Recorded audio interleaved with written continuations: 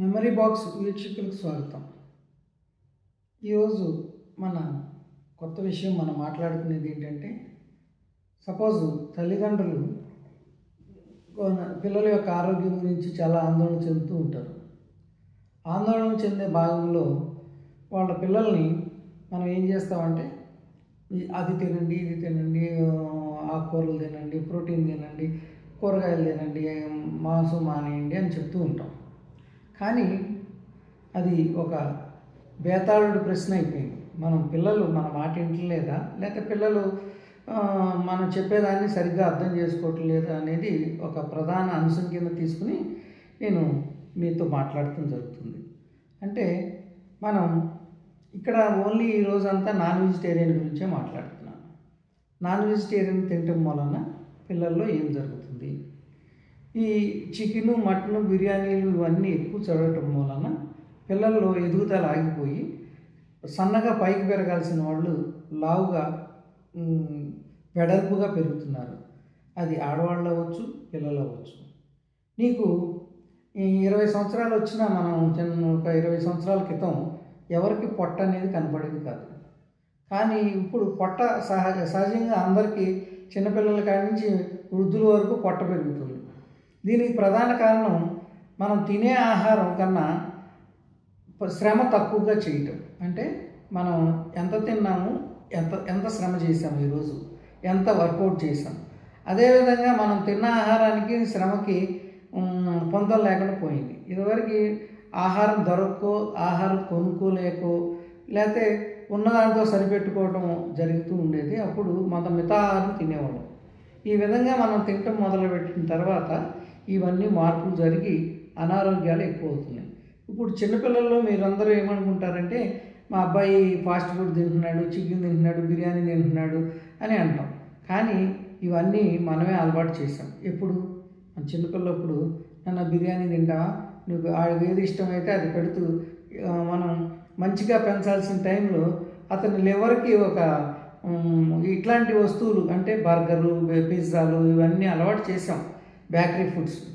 మనం అనుకుంటాం అప్పుడు మనం చిన్నప్పుడు ప్రేమతో చేస్తాం. అంటే 10 ఏళ్ళ లోపు ప్రేమతో వాడికి ఏం తెలియదు. కానీ ఈ పాపం అంతా మనం చేసుకోవటం వలన జరిగిందనే విషయాన్ని మనం గుర్తుంచుకోవాలి.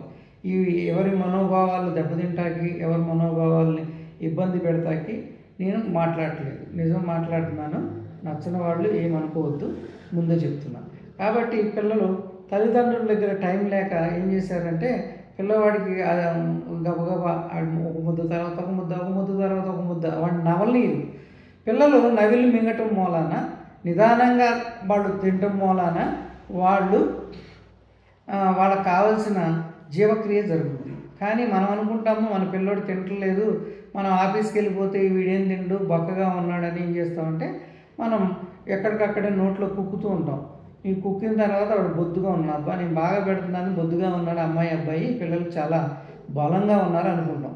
తర్వాత వాడికి మెల్లిగా బొద్దుతనంతో పాటు ఏమొస్తుంది, బద్ధకం వస్తుంది. అంటే కదలకోకుండా మంచం మీద అన్నీ పెట్టమంటాడు, అన్నీ దగ్గరికి తెచ్చుకు తినడం మొదలెట్టి ఒక సెల్ ఫోన్ తీసుకుని చూసుకుంటాం. ఇవన్నీ ప్రధాన కారణం తల్లిదండ్రులు మాత్రమే.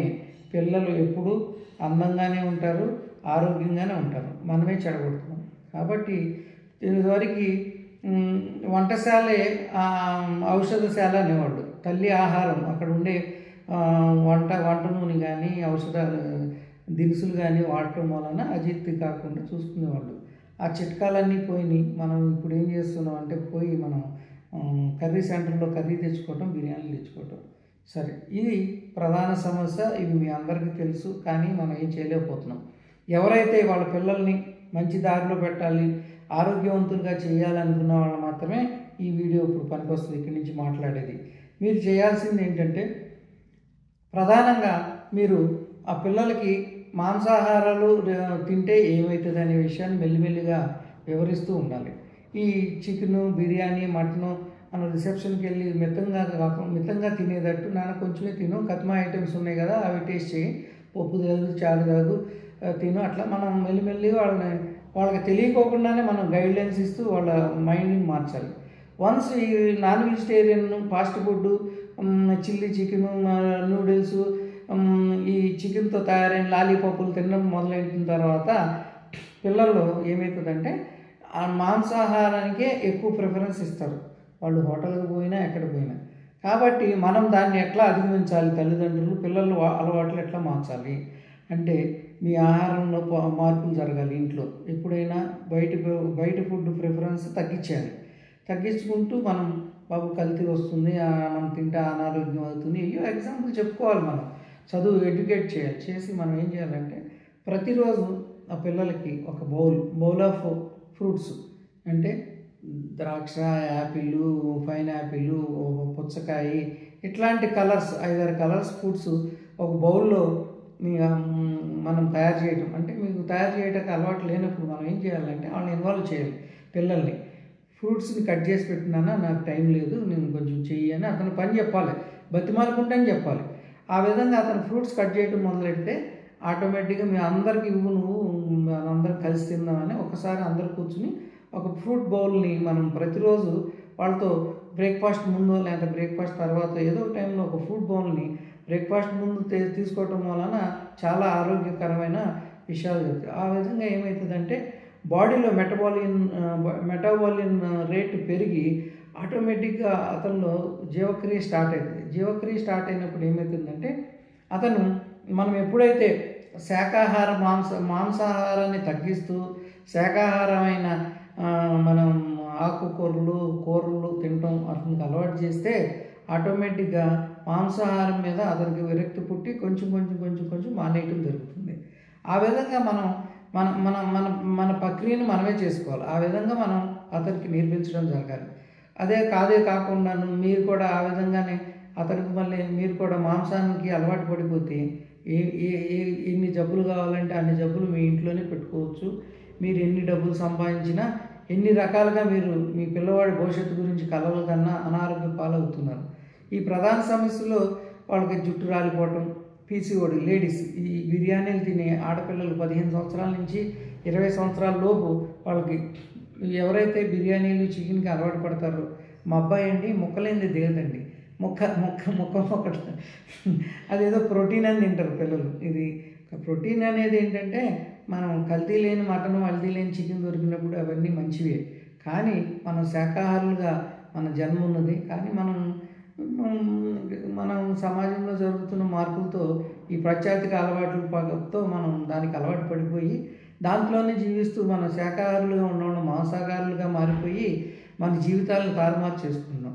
అప్పుడు మీరు ఏం చేయాలంటే వాళ్ళందరికీ మనం మెల్లిగా ఈ ఫ్రూట్స్ తింటాము, వెజిటబుల్స్ తింటాము, రకరకాల సపోజ్ మధ్యాహ్నం పిల్లలు రాగానే వెళ్ళి నాన్న ఇవి 2 సమోసాలు తీసుకో, ఒక బర్గర్ తెచ్చుకో, అవి తెచ్చుకో, ఇవి మొత్తం వెళ్ళేసి అక్కడ బజ్జీలు తెచ్చుకో, సమోసాలు తెచ్చుకో, అక్కడ మిరపకాయ బజ్జీలు ఉంటాయి తెచ్చేసుకుంటే వాడు ఆకలి తీర్చేస్తున్నారు. కానీ అది మీరు గమనించాల్సింది ఏంటంటే ఈ బజ్జీలు కానీ ఈ ఫాస్ట్ ఫుడ్లో కానీ ఇక ఆయిల్ని ఒకసారి వేసిన తర్వాత ఫస్ట్ తీయంగానే ఆయిల్లో బజ్జీలు కానీ సమోసాలు కానీ టేస్ట్ ఒక 100కి 50% ఉంటుంది.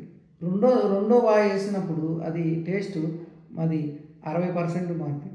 5 వాయిలు వేసిన తర్వాత దాని టేస్ట్ దాంట్లో రసాయనిక క్రియలు జరిగి టేస్ట్ వైజ్ మారిపోతుంది. బట్ పాయిజన్ థింగ్స్ అనేవి ఇంప్రూవ్ అవుతుంది.